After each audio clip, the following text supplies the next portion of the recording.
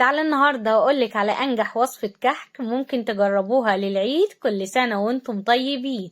هقولك على كل أسرار نجاحه، ازاي يطلع معاكي دايب محتفظ بالتشكيل بتاعه بعد التسوية.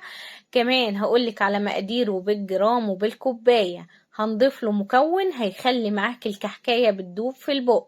لايك وشير وصلوا على رسول الله. اول حاجة عندي هنا كيلو من الدقيق، ده دقيق للكحك وللبسكوت، بتلاقيه عند اي عطار، متوفر منه سايب بيتباع بالكيلو، متوفر منه اكياس. طبعا الكيلو الدقيق عمل معايا بالظبط 7 كوبايات. هبدأ اخد معلقة كبيرة من كيلو الدقيق اركنها على جنب، وهنزل استبدل معلقة الدقيق دي بمعلقتين كبار من النشا. فايدة النشا بيخلي معاك الكحكاية بتدوب في البق. بعد كده بنزل برشة ملح، وبنزل هنا برشة من الفانيليا.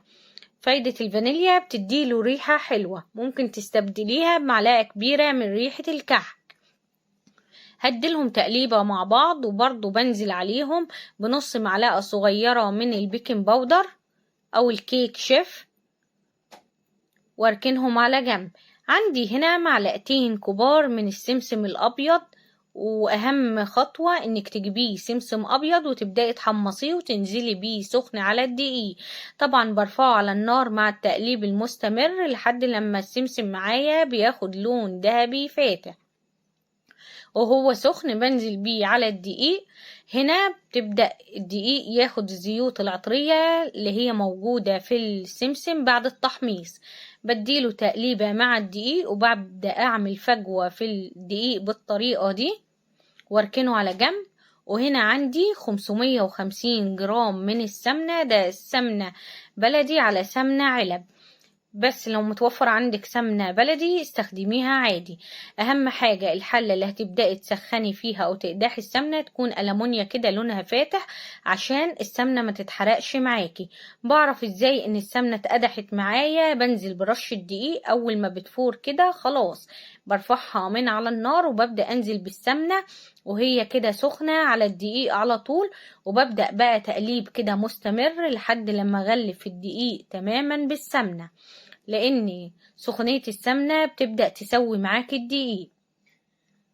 طبعا النهاردة انا مش هبس الكحك بايدي، انا هبسه بالمعلقة زي ما انتوا شايفين كده. والخطوة دي بتسرع معاكي عملية الكحك. ليه؟ لان بدل ما بتسيبيه يبرد عشان تقدري تبسيه، لا انت هتبسيه بمنتهى السهولة، وكمان هتبرديه وانت بتبسي كده هيبدأ يبرد معاكي تماما.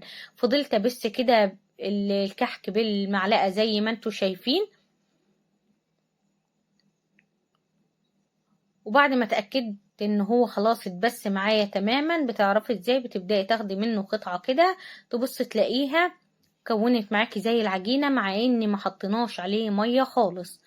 طبعا هو برد معايا. لما بتأكد ان عجينة الكحك بردت تماما من سخونية السمنة، ببدأ كده اجيب كوباية فيها نص كوباية من المية الدافية، بنزل بمعلقة صغيرة من الخميرة الفورية، معلقتين كبار من السكر، بدوبهم بغطي عليهم بركنهم على جنب. برجع اكمل بس في الدقيق او في الكحك. وبعد كده هنا الخميرة معايا كانت اتفعلت، ببدأ انزل بيها. واهم حاجة اني ما تنزليش بالخميرة او تخمريها غير لما تتأكدي ان عجينة الكحك او الدقيق برد معاكي تماما من سخونية السمنة. نزلنا بنص كوباية المية اللي عليها الخميرة والسكر، وقلبتها بالمعلقة زي ما انتوا شايفين كده لحد لما اختفت. برجع انزل كمان بربع كوباية من اللبن، وابدأ اقلبها بالمعلقة. اهم حاجة ما تعجنيش عجينة الكحك، عشان كتر العجن فيه بيخليها تعضم معاكي والكحكاية بتطلع ناشفة جدا. بعد ما اختفى اللبن تماما، ببدأ اخد كده قطعة من عجينة الكحك، وببدأ كده اشكلها على ايدي واكورها واضغط عليها. بصوا، مادام ما فيهاش اي تشققات من الجنب يبقى كده عجينة الكحك معاكي مظبوطة. بتبداي تشكليها بالطريقة دي، حابة تشكليها بالبصامة عادي بتاعت الكحك.